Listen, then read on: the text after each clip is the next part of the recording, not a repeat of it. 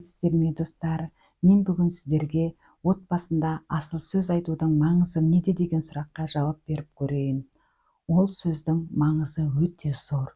Ол отбасы мүшелерінің бір-біріне деген татулығы мен береке бірлігін қалыптастырады. Ерлі-зайыптылардың бір-біріне деген махаббаты мен сезімін күшейтеді. Бір сөзбен айтқанда, жанұяда жылылық пен жылулық атмосферасын қалыптастырады. Сондықтан достар, бір-бірімізге жылы сөз айтудан жалықпайық. Мен әр ретте отағасы Тәкеңнің Ләззатқа деген өлеңін оқып берейін.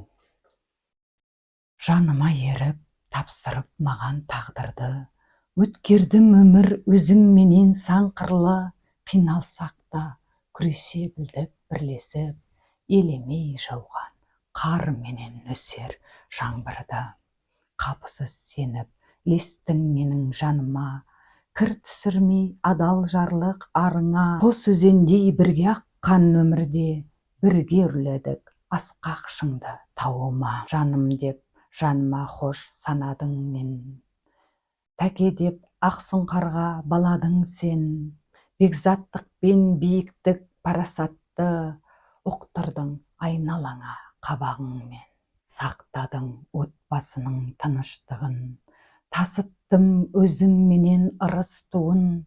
Біреуге бет қаратпас дауыл болсам, мен саған сүйіктімін, сүйіктімін. Арнадың өміріңді маған жаным, байланды берекеммен саған бағым. Өміріме сән берген, қуат берген, өзіңе адал жарым ән арнадым. Жақсы көрем, мен сені жақсы көрем, махаббаттың барына кәміл сенем. Сезімге жүрегімді елжір еткен, қасиеттің бойындағы бәрін берем деген ән жырлаған отағасының кей кездерде ыдыс аяқ сылдырламай тұрмайды.